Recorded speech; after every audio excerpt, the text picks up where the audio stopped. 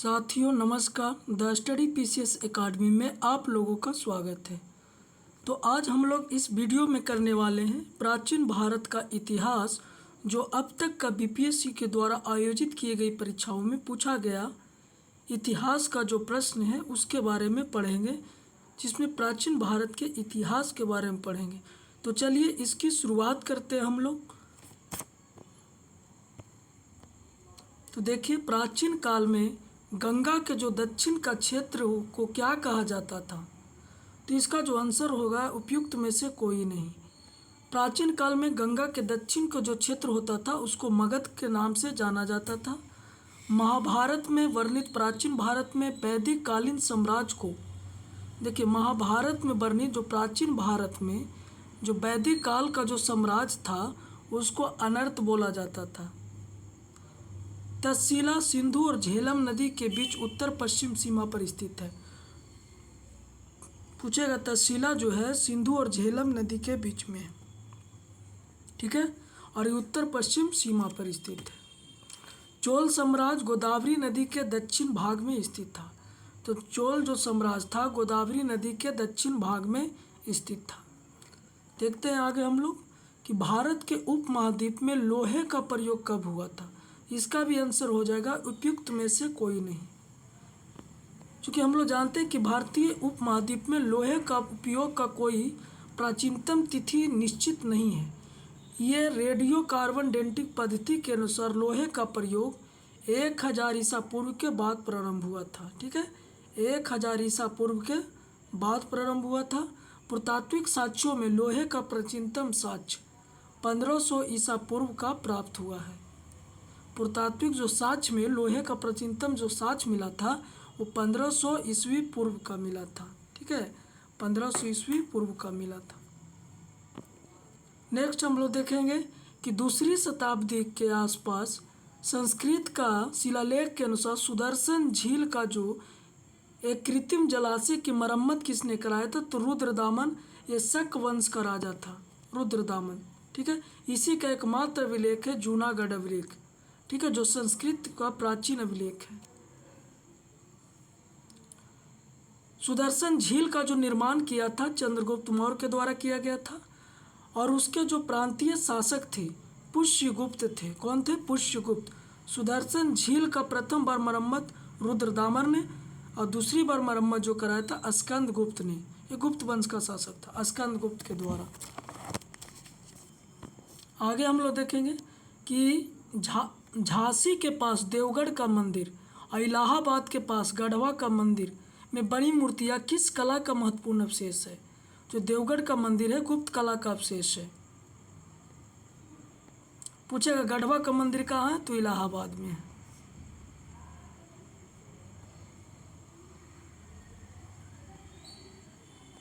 अब यहाँ पे देखते हैं हम लोग कि देवगढ़ का दशावतार मंदिर जो उत्तर प्रदेश के ललितपुर जिला में है। इलाहाबाद में गढ़वा का मंदिर गुप्तकालीन मंदिर है। भारत में मंदिर का निर्माण का प्रारंभ कहाँ से हुआ था? गुप्त काल से हुआ था। प्राचीन भारतीय इतिहास के मंदिर के निर्माण में 3 शैली प्रचलित है, जिसमें नागर शैली, द्रविड़ शैली, बेसर शैली। नागर शैली ये उत्तर भारत में प्रचलित था, द्रविड़ शैली ये दक्षिण भारत में प्रचलित था, जो कृष्णा नदी से लेकर कन्याकुमारी तक। बेसर शैली मध्य भारत में प्रचलित था, विंध्याचल से लेकर कृष्णा नदी तक। आगे हम लोग देखेंगे विक्रमशिला विश्वविद्यालय किनके द्वारा स्थापित किया गया था? तो विक्रमशिला विश्वविद्यालय धर्मपाल के द्वारा स्थापित किया गया था, ठीक है। विक्रमशिला विश्वविद्यालय किसके द्वारा स्थापित? धर्मपाल के द्वारा स्थापित किया गया। विक्रमशिला विश्वविद्यालय और सोमपुरी बिहार की स्थापना धर्मपाल के द्वारा किया गया था। सोमपुरी बिहार भी बोलेगा तो धर्मपाल के द्वारा किया गया था। और ये जो पाल वंश का जुड़ा हुआ व्यक्ति था, और पाल वंश का संस्थापक के बारे में पूछता है तो गोपाल, जिन्होंने उदंतपुरी का स्थापना किया था। क्वेश्चन पूछेगा उदंतपुरी का स्थापना किसके द्वारा किया गया था? तो गोपाल के द्वारा किया गया था। अगला हम लोग देखेंगे 67वीं री एग्जाम में पूछा हुआ क्वेश्चन। तो प्रथम बौद्ध संगीति जो आयोजन किया गया था वो राजगृह में किया गया था। कहाँ किया गया था? राजगृह में। ये जब बुद्ध भगवान की मृत्यु जब हुआ था उसके समय में 483 ईस्वी पूर्व में राजगृह के एक सप्तपर्णी गुफा में प्रथम बौद्ध संगीति का आयोजन किया गया था। ठीक है, तो किसके शासनकाल में? अजातशत्रु के शासनकाल में। देखिए टोटल 4 गो बौद्ध संगीति हुआ है, जिसमें से प्रथम बौद्ध संगीति राजगिरी में हुआ है, अजातशत्रु के शासनकाल में हुआ है, 483 ईस्वी पूर्व में हुआ है। ठीक है, और इस समय अध्यक्ष जो था महाकश्यप था। दूसरा जो बौद्ध संगीति वैशाली में हुआ है, कालाशोक के समय में हुआ है, 383 ईस्वी पूर्व में हुआ है, और इस समय जो अध्यक्ष था साबाकामी था। कौन था? साबाकामी। तीसरा जो हुआ था पाटलिपुत्र में अशोक के समय में 251 ईसा पूर्व में, और मोगली पुत्तिस के द्वारा आयोजित किया गया था, इसमें अध्यक्ष था। चतुर्थ बौद्ध संगीति कश्मीर में हुआ था, जहाँ पे कुंडलवंज एक जगह है। ये कनिष्क के द्वारा आयोजित किया गया था। प्रथम शताब्दी में इसका आयोजन किया गया था। वसुमित्र और अश्वघोष इसमें अध्यक्षता कर रहे थे। अश्वघोष उपाध्यक्ष थे, वसुमित्र अध्यक्ष थे। किस गुप्त शासक ने अपने बड़े भाई की हत्या करके सत्ता पर बैठा था? तो बताइए किस गुप्त शासक ने अपने बड़े भाई की हत्या करके गद्दी पर बैठा था? तो चंद्रगुप्त द्वितीय के द्वारा। ठीक है, चंद्रगुप्त द्वितीय ने। यहाँ पे देखते हैं चंद्रगुप्त द्वितीय के बारे में। चंद्रगुप्त द्वितीय ने बड़े भाई रामगुप्त की हत्या करके गद्दी पर बैठा था। पड़ोसी क्षेत्रों पर नियंत्रण बढ़ाकर अपने पिता समुद्रगुप्त की नीति को जारी रखा।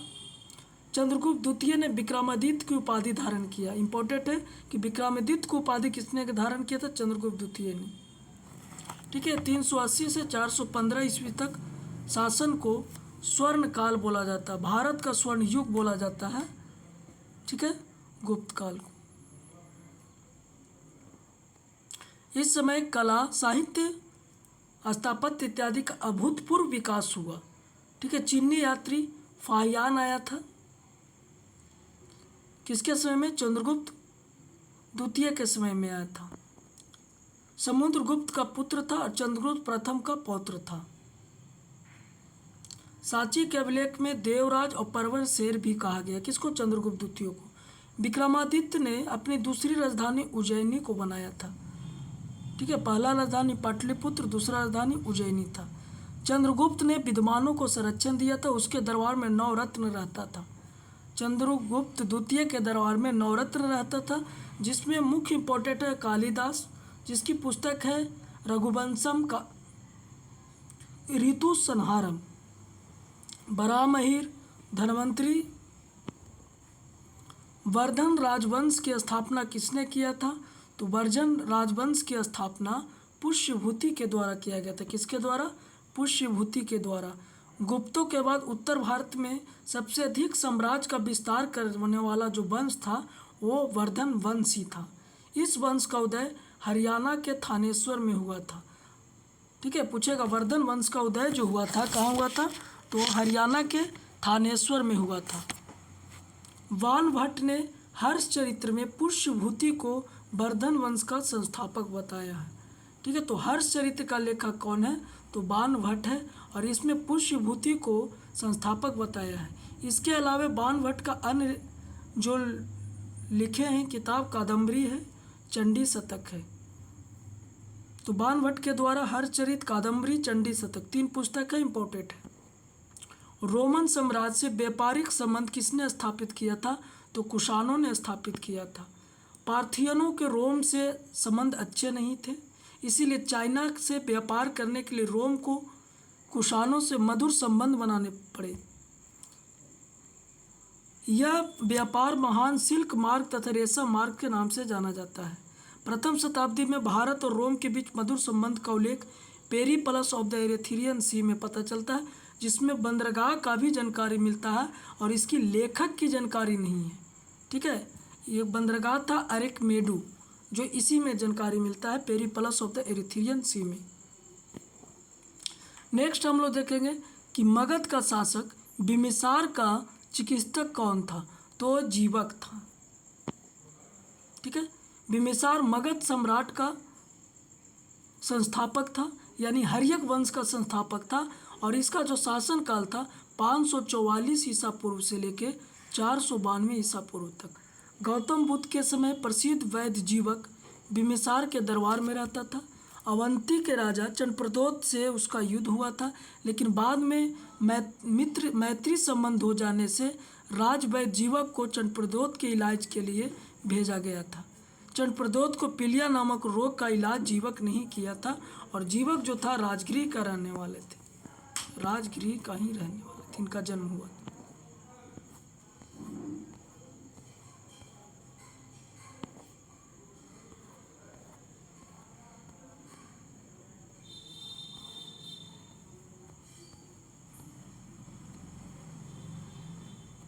अब देखिए 67वीं में जो कैंसिल पेपर हुआ उसके बारे में पढ़ेंगे। हड़प्पा कालीन स्थल जो गुजरात में है, तो एकमात्र स्थल जो है गुजरात में लोथल है, जहाँ से बंदरगाह की प्रमाण मिलता है। और लोथल जो है भोगवा नदी के तट पर है और खंबात के खाड़ी के निकट है, खंबात की खाड़ी के निकट। इसका खोज रंगनाथ राव के द्वारा किया 1957 में। इसके अलावा यहाँ से चावल का प्रमाण मिला है, फारस की मोहरें मिला है, हाथी का दांत मिला है, चक्की मिला है और अग्नि का भी साक्ष्य मिला है। चोल वंश का संस्थापक विजयालय था। ठीक है, चोलों ने राजधानी बनाया था तंजौर को। ठीक है, चोल की प्रसिद्ध मूर्ति था नटराज की मूर्ति, और स्थानीय स्वशासन के लिए प्रसिद्ध था और नौसेना के लिए भी प्रसिद्ध था। प्रथम बौद्ध संगीति का अध्यक्ष कौन थे? महाकश्यप। ये पीछे चर्चा कर दिए थे, आगे बढ़ते। कीर्ताजुन्यम पुस्तक किसने लिखा था? तो भारवी ने लिखा था कीर्ताजुन्यम। ठीक है, कीर्ताजुन्यम में किरात वेशधारी शिव और अर्जुन की कथा है। इसमें 18 अध्याय है। भारवी 6वीं शताब्दी संस्कृत के महान कवि थे और इस पुस्तक में कथा वस्तु महाभारत से ली गई है। अगले हम लोग देखेंगे कि किस हड़प्पा नगर में जूते हुए खेत का प्रमाण मिला है? तो कालीबंगा से जूते हुए खेत का प्रमाण मिला है। सिंचाई का धौलावीरा से, लोथल से क्या मिला है? तो गोदीवाड़ा का प्रमाण मिला है। ठीक है, हड़प्पा का खोज 1921 ईस्वी में दयाराम साहनी के द्वारा किया गया था। हड़प्पा रावी नदी के तट पर है। ठीक है, जूते हुए खेत का प्रमाण कालीबंगा से मिलता है। कालीबंगा घग्गर नदी के किनारे है और ये कालीबंगा राजस्थान में पड़ता है। ठीक है, कांसे की नर्तकी मूर्ति कहाँ से मिला है? मोहनजोदड़ो से मिला है। इसके अलावा कालीबंगा से ऊँट, चना, सरसों, अलंकृत ईंट भी मिला है। ऊँट बोले, चना बोले, सरसों बोले, अलंकृत ईंट बोले, सब कालीबंगा से मिलता है। घग्गर नदी के तट पर है और ये राजस्थान में है।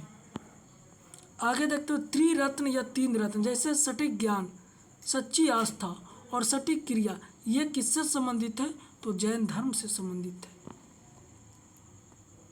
जैन धर्म का संस्थापक, वास्तविक संस्थापक महावीर थे, और जबकि स्थापना की बात, संस्थापक की बात बोलेंगे तो ऋषभदेव थे। चतुर्थ बौद्ध संगीति कश्मीर में आयोजित किया गया था। किसके समय में? तो कनिष्क के समय में। ठीक है, कनिष्क कुषाण वंश के राजा थे। सिल्क या रेशम मार्ग इसी समय पर चलित हुआ था। बाकी डिटेल हो गया है। आगे देखेंगे 66वीं जो री एग्जाम हुआ है कि प्रथम जो मानव जीवाश्म भारत के किस नदी के घाटी से प्राप्त हुआ था? तो आंसर हो जाएगा नर्मदा नदी घाटी से प्राप्त हुआ था।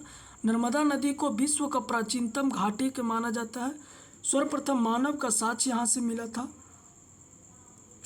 हथनौरा से प्राप्त हुआ था। नर्मदा नदी के घाटी की एक जगह था हथनौरा, मध्य प्रदेश में।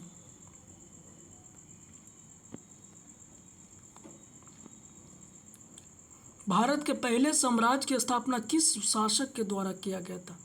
पहले साम्राज्य, तो ऑप्शन से देखिए तो चंद्रगुप्त मौर्य ने सबसे पहले साम्राज्य का स्थापना किया था।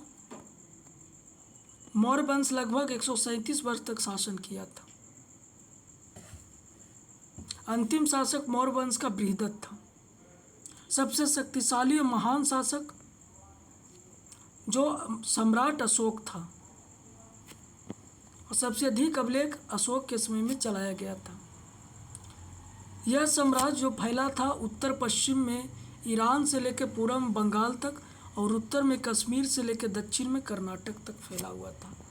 बुद्ध का जो प्राचीनतम प्रतिमा किस शैली में प्राप्त हुआ? प्राचीनतम जो प्रतिमा है वो मथुरा शैली में प्राप्त हुआ है, सॉरी गांधार शैली में प्राप्त हुआ है। ठीक है, प्राचीनतम बोलेगा तब। बुद्ध का प्राचीनतम जो मूर्ति का निर्माण हुआ था गांधार शैली में। गांधार शैली हिंदी और यूनानी शैली का मिश्रण है। गांधार शैली की विषय वस्तु भारतीय थी, परंतु कला क्या था, यूनानी या रोमन थी। कनिष्क के शासनकाल में गांधार शैली का अधिक विकास हुआ था। भरहुत और सांची में कनिष्क के द्वारा निर्मित स्तूप गांधार कला का उदाहरण है। पूछेगा भरहुत का स्तूप और सांची का स्तूप किसका उदाहरण है, तो गांधार कला का उदाहरण है। आगे हम लोग देखेंगे कि किस अभिलेख में कलिंग विजय का वर्णन किया गया है। किस अभिलेख में कलिंग विजय का वर्णन किया गया है, तो ऑप्शन के अनुसार इसमें हो जाएगा ई, क्योंकि हम लोग जानते हैं कि 13वें अभिलेख में कलिंग युद्ध के बारे में जिक्र किया गया है, जो राज्याभिषेक के 8वें वर्ष हुआ था 261 ईसा पूर्व में, यानी 268 में। इस युद्ध के बाद अशोक का जीवन पर गहरा प्रभाव पड़ा और उसने अहिंसा, सत्य, प्रेम और परोपकार का रास्ता अपनाया और वह युद्ध धर्म का अनुयायी बन गया। आगे हम लोग देखते हैं, अपने शिलालेख में अशोक सामंता किस नाम से जाना जाता है, तो प्रियदर्शी के नाम से जाना जाता है। प्रियदर्शी के नाम से जानता है, यानी देवों का प्यारा इसका अर्थ होता है, या देवान प्रिय के नाम से जाना जाता था। इनमें से कौन गुप्त काल में औषधि के क्षेत्र में अपने कार्य के लिए जाने जाते हैं। औषधि के क्षेत्र में, तो गुप्त काल में औषधि का विद्वान एक थे जिसका नाम था धन्वंतरी, और विकल्प में दिए गए नामों में केवल सुश्रुत आयुर्वेदाचार्य थे, लेकिन इसका काल लगभग 600 ईसा पूर्व में माना जाता था। सुश्रुत को शैल चिकित्सा का जनक या सर्जरी का पिता बोला जाता है। पूछे एक क्वेश्चन, चिकित्सा का जनक कौन था या सर्जरी का जनक कौन था, तो सुश्रुत था। औषधि से संबंधित है सिर्फ और सिर्फ धन्वंतरी। कौन सी लिपि दाहिने से बाईं ओर लिखी जाती है, तो खरोष्ठी लिपि, और बाएं से दाएं ब्राह्मी लिपि लिखी जाती है।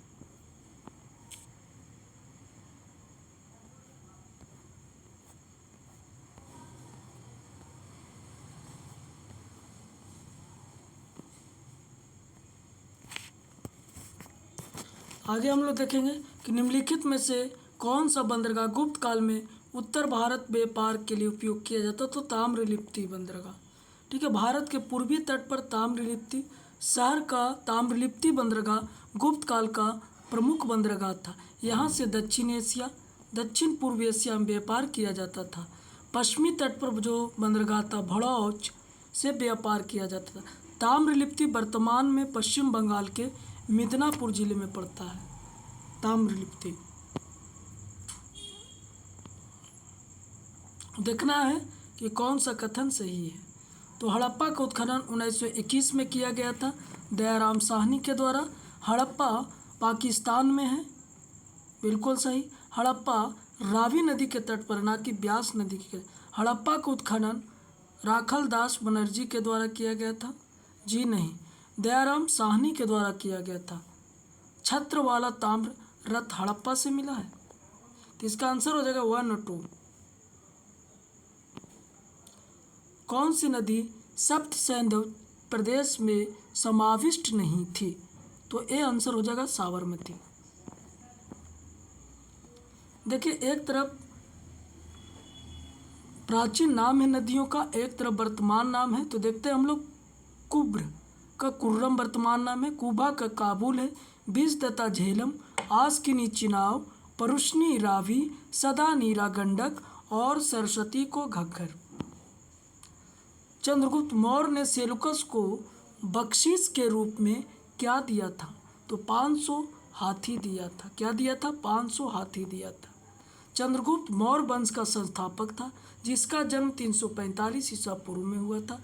जस्टिन ने चंद्रगुप्त मौर्य को सिंड्रोकोटस बोला था, जिसकी पहचान विलियम जोन्स ने चंद्रगुप्त मौर्य से किया था। चंद्रगुप्त मौर्य जैन धर्म का अनुयायी था। ठीक है, इसने भद्रबाहु से शिक्षा लिया था। 305 ईसा पूर्व में चंद्रगुप्त मौर्य ने सेल्यूकस निकेटर को हराया। इस हार के बाद अपनी पुत्री हेलेना का विवाह चंद्रगुप्त मौर्य से कर दिया। उसके बाद चंद्रगुप्त मौर्य ने 500 हाथी उपहार दिया।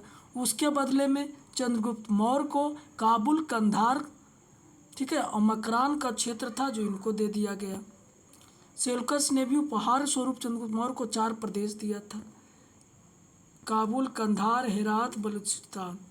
ठीक है, एरिया पहले बोलते थे, एरिया को अब हेरात बोलते हैं, एराकोसिया कंधार, पेरीपेनी सराई काबुल, जेड्रोसिया बलूचिस्तान। अब देखिए निम्न से कौन जोड़ा शनि दंडी, तो 10 कुमार चरित्र। विष्णु शर्मा पंचतंत्र सही है। आर्यभट्ट ये बिल्कुल गलत है, बृहद संहिता नहीं होगा। भास का स्वप्न वास्तवता हो जाएगा।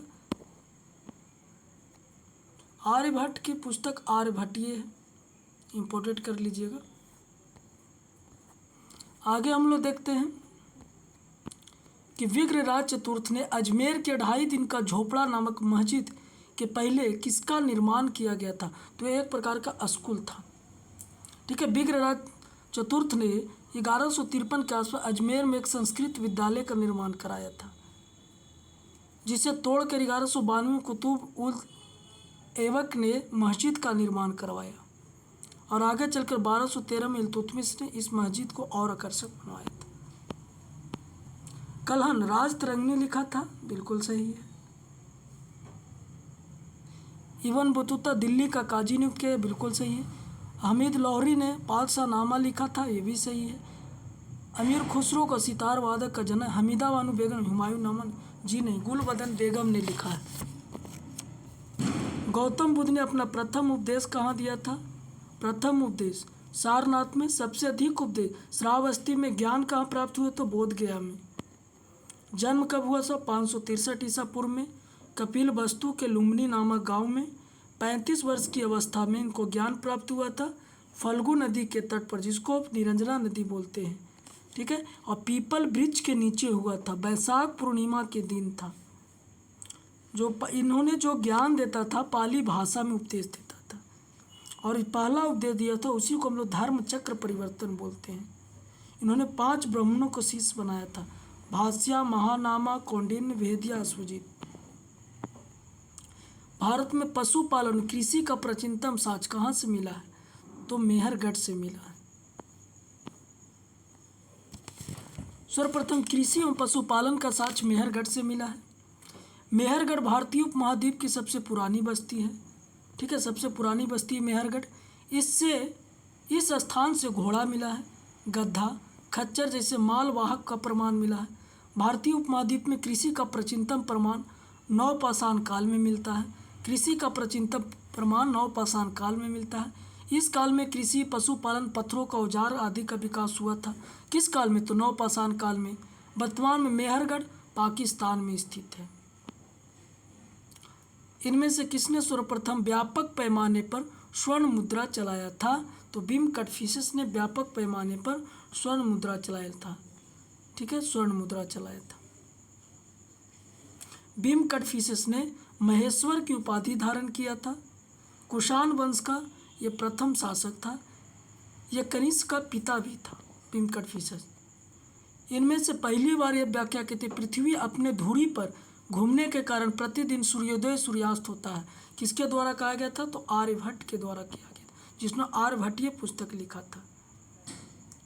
कुछ पुस्तकें हैं सूर्य सिद्धांत और ब्रह्मा सिद्धांत, ये आर्यभट्ट की पुस्तक है। आगे हम लोग देखते हैं स्वर्ण भूमि का वह राजा कौन था जिसने नालंदा में एक बौद्ध विहार का स्थापना किया और उसके रख रखाव हेतु अपने दूत द्वारा देवपाल से 5 गांव दान में देने के लिए प्रार्थना किया था, तो वो था स्वर्ण भूमि का राजा बालदेवपुत्र थे, बालदेवपुत्र। ये शैलेंद्रीय वंश का शासक था और अनुरोध पर देवपाल ने बौद्ध विहार की स्थापना तो 5 गांव दान में दिए थे। देवपाल के नेतृत्व में पाल साम्राज्य बहुत ही चरमोत्कर्ष पर था।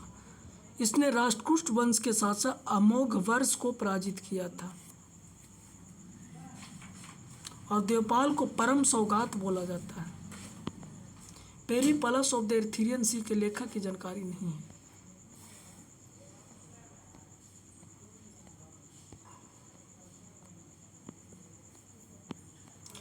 सिंधु घाटी सभ्यता की सबसे महत्वपूर्ण विशेषता क्या है,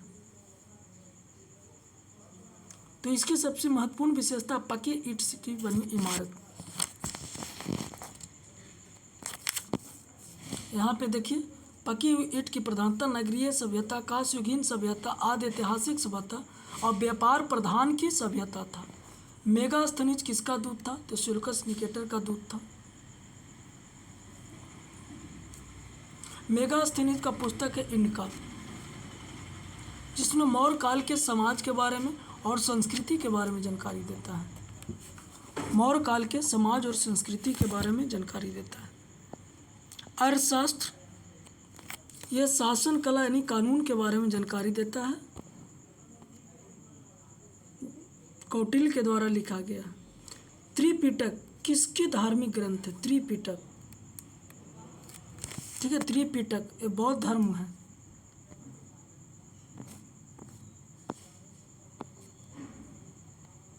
देखिए,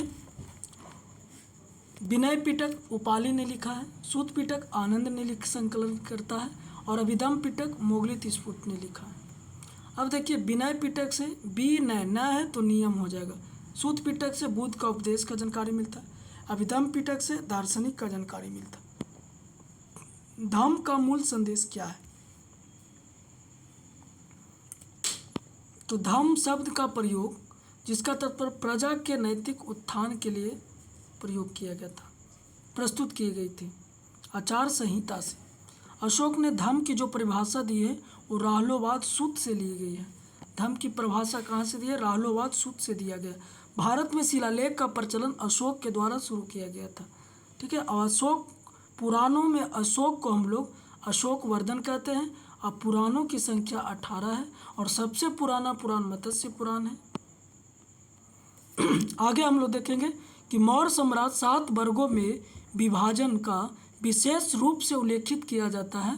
तो कौटिल्य का मेगास्थनीज के इंडिका पुस्तक में, ठीक है। मौर्य साम्राज्य का 7 वर्गों में विभाजन किया जाता है मेगास्थनीज के इंडिका पुस्तक में, जिसमें दार्शनिक के बारे में जानते हैं, किसान, चरवाहा, कारीगर, सैनिक, जासूस और मंत्री। फाहियान किसके समय में भारत आया था? तो चंद्रगुप्त द्वितीय के समय में भारत आया था फाहियान। इनका पुस्तक है फू कोकी, ठीक है। फाहियान ने विवरण मध्य प्रदेश की जनता को सुखी और समृद्ध बताया था। मध्य प्रदेश की जनता को फाहियान ने सुखी और समृद्ध बताया था।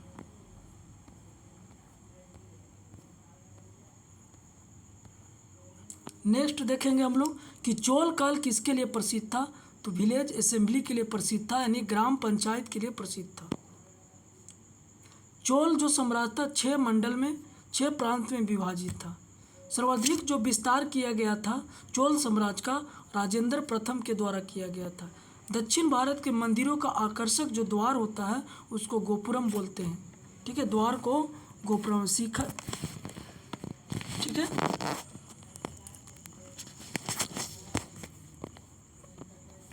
संघियून ने भारत की यात्रा की थी 515 से लेकर 520 तक।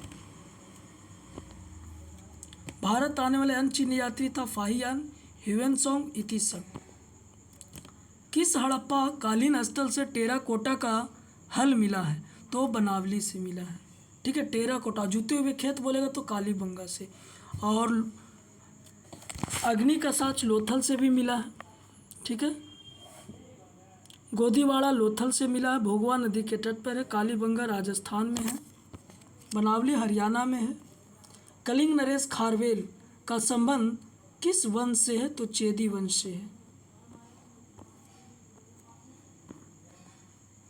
ठीक है। उड़ीसा में स्थित उदयगिरी पहाड़ी के पास एक हाथी गुफा अभिलेख है, ठीक है। खारवेल जो था जैन धर्म के अनुयायी था।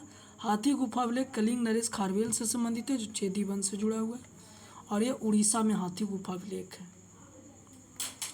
किस प्रकार की भूमि को अपराहत कहा जाता है? जो भूमि बिना जोती हुई जंगली भूमि हो उसी को अपराहत बोला जाता है। क्षेत्र मतलब कृषि योग की जाती है भूमि। खिला मतलब बंजर भूमि होता है। बस्ती मतलब बसने योग्य भूमि होता है। और चारा मतलब चारागाह योग्य भूमि होता है।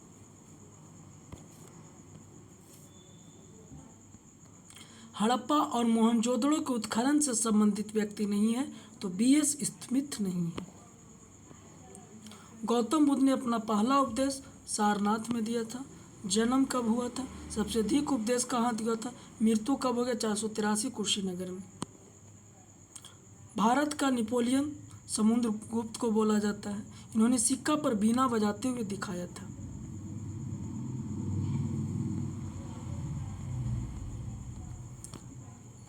नेक्स्ट हम लोग देखते हैं कि हर्षवर्धन के शासनकाल में किस चीनी यात्री भारत आया था? तो ह्वेन-त्सांग ने आया था 629 में। ठीक है, 629 में आया था, 630 इसमें दिया हुआ है। 45 तक भारत में रहा था, अपनी पुस्तक शिव की लिखा था। ठीक है, ये लगभग 136 देशों का विवरण दिया था। नालंदा विश्वविद्यालय का संस्थापक कौन है? तो कुमारगुप्त प्रथम नालंदा विश्वविद्यालय का संस्थापक है।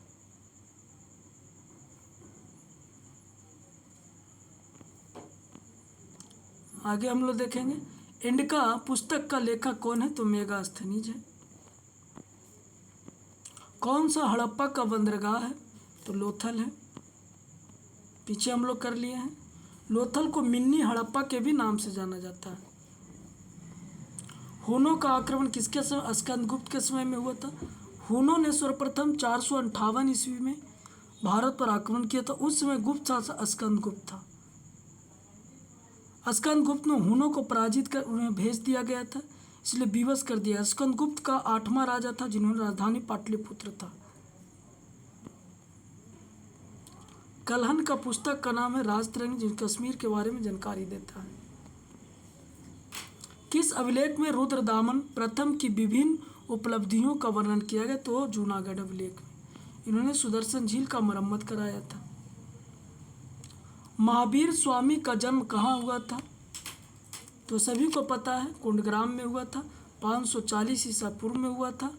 ये वैशाली में पड़ता है।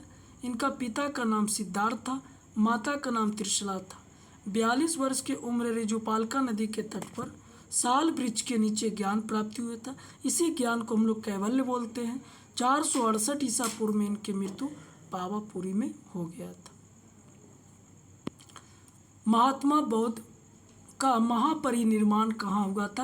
यानी कुशीनारा में 483 ईस्वी पूर्व में हो गया था। 35 वर्ष की आयु में इन्हें ज्ञान प्राप्त हुआ था।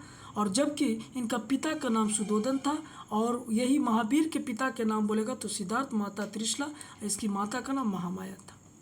इनका जन्म 563 ईस्वी में और महावीर का जन्म 540 ईसा पूर्व में। इसका मृत्यु 483 ईसा पूर्व में और महावीर का मृत्यु 468 ईसा पूर्व में हुआ था।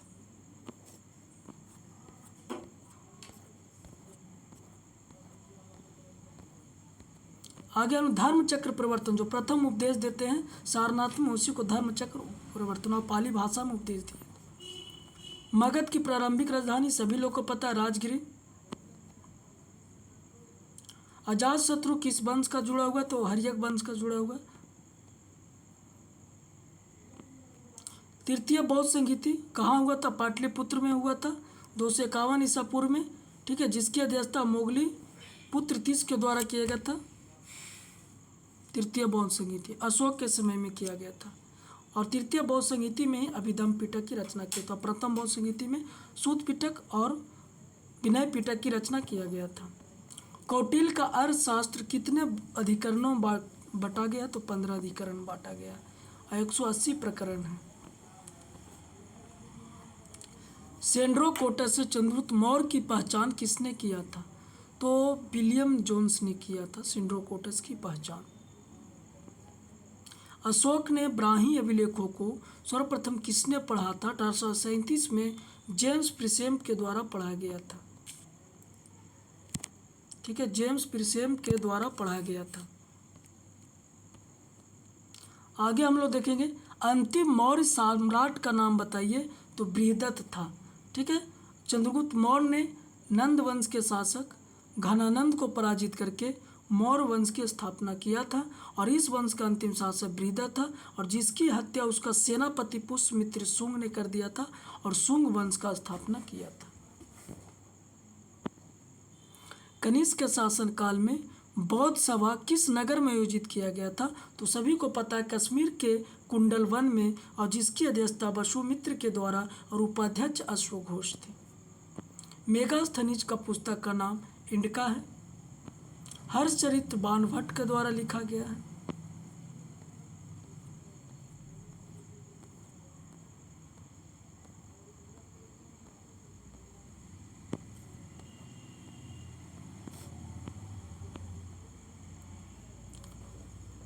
मुद्रा राक्षस किसके द्वारा लिखा गया? तो विशाखदत्त के द्वारा लिखा गया मुद्रा राक्षस, विशाखदत्त के द्वारा।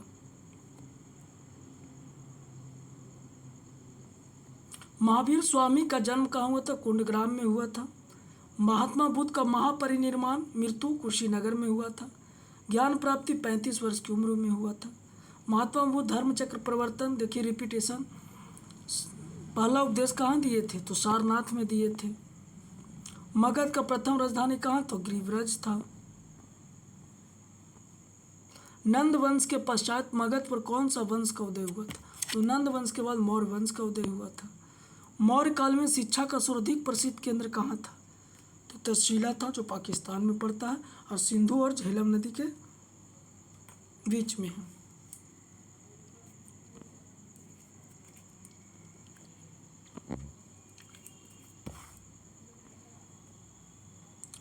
तृतीय बौद्ध संगीति का सभापति कौन था? तो वसुमित्र था। तृतीय बौद्ध संगीति में मोगली तिस्पुस था, और जिसमें वसुमित्र कौन था? चतुर्थ में, महाकश्यप फर्स्ट में थे। तृतीय बौद्ध संगीति पाटलिपुत्र में अशोक के समय 251 ईसा पूर्व में। पूर्व गुप्त काल में शीशे के सिक्के एक बड़ी संख्या में जारी किया गया था। सातवाहनों के द्वारा शीशा और प्रोटीन का सिक्का चलाया था। अशोक की नीति के आर्थिक परिणामों का कारण ही मौर्य साम्राज्य का पतन का अधिकांश सूचित था। यह कथन किसके द्वारा दिया गया है कि अशोक की नीति के कारण ही पतन हुआ था? तो रोमिला थापर के द्वारा बोला गया था। इलाहाबाद प्रशस्त्री कौन लिखा था? तो हरिसेन के द्वारा लिखा गया था। ये समुद्रगुप्त के दरबारी कवि थे, संदीप विग्रह थे। बोरोबुदुर विश्व में सबसे अद्भुत स्तूप है और इसकी मूर्ति और मूर्ति कला किसका शानदार उदाहरण है? तो भारत और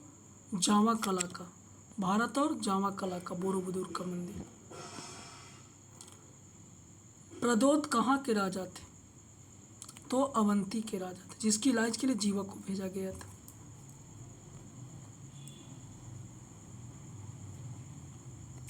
हून राजा तुर्मान किस अलौकिकर राजा के द्वारा पराजित किया गया था? तो हून राजा जो तुर्मान था किसके द्वारा पराजित किया गया था? तो यशोवर्मन के द्वारा पराजित किया गया था। यशोवर्मन के द्वारा पराजित किया गया था। बृहदेश्वर मंदिर का निर्माण किसके द्वारा किया गया? तंजावुर में। तो राजा चोल के द्वारा किया गया। किसके द्वारा? राजा चोल के द्वारा किया गया है। इसका निर्माण राजा चोल प्रथम के द्वारा किया गया था और इस मंदिर को यूनेस्को द्वारा विश्व धरोहर सूची में शामिल किया गया है। किस अभिलेख में विधवा दहन का उदाहरण मिलता है? तो भानुगुप्त का अभिलेख है एरन स्तंभ लेख, जिसमें मिलता है सती प्रथा का जानकारी, जिसमें भानुगुप्त के मंत्री गोपराज के साथ युद्ध करते हुए वीरगति प्राप्त हो गया था। महावंश के अनुसार बिम्बिसार किस आयु में सिंहासन पर बैठा था? तो बिम्बिसार जो था 15 वर्ष की आयु में सिंहासन पर बैठा था। बराबर पर्वत श्रृंखला स्थित गोरथीगिरी किसके द्वारा विजित की गई थी? तो देख लेते हैं आंसर हम लोग। एक खारवेल के द्वारा हो जाएगा। बराबर पर्वत श्रृंखला स्थित गोरथीरी पहाड़ी वर्तमान में जहानाबाद जिले में है। खारवेल जब विजय अभियान को लेकर उत्तर की ओर बढ़ रहा था, गोरथीरी पर्वत पर आक्रमण किया था। इसको आक्रमण के बाद कुछ पर्वत का भाग नष्ट हो गया था। नालंदा विश्वविद्यालय का ज्ञान किस धर्म से? बौद्ध धर्म से ज्ञान है। नालंदा विश्वविद्यालय का स्थापना कुमारगुप्त प्रथम के द्वारा किया गया है। 2016 में इसे विश्व धरोहर सूची में शामिल किया गया है।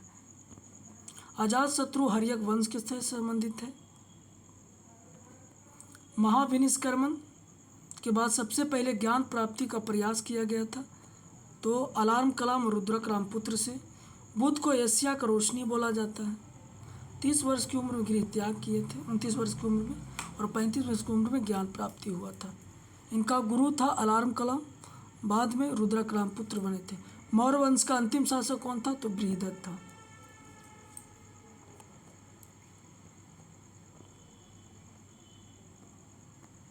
वह स्थान जहाँ पे महावीर ने पूर्ण आध्यात्मिक ज्ञान कैवल्य प्राप्त किया था। महावीर ने यानी ज्ञान प्राप्त किया था कहाँ से, तो जाम्बिक नामक ग्राम रिजुपालका नदी के तट पर। अंग महाजनपद किसकी राजधानी थी, तो चंपा का। गौतम बुद्ध का जन्म कहाँ हुआ था, तो लुम्बिनी में। कलहन की पुस्तक का नाम क्या है, कलहन तो राजतिरंगिणी।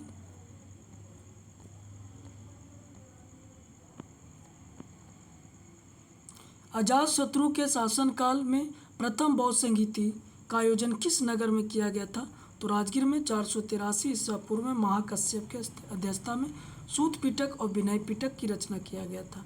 अर्थशास्त्र नामक पुस्तक कौटिल्य विष्णुगुप्त के द्वारा लिखा गया। पृथ्वीराज रासो चंद्रवरदायी के द्वारा, पृथ्वीराज रासो नामक पुस्तक किसके द्वारा लिखा गया, चंद्रवरदायी के द्वारा लिखा गया। ठीक है, तो ये वीडियो था प्राचीन भारत के इतिहास जो बीपीएससी में पूछा गया था। ये वीडियो आप लोग कैसा लगा कमेंट में बताइएगा। जय हिंद, धन्यवाद।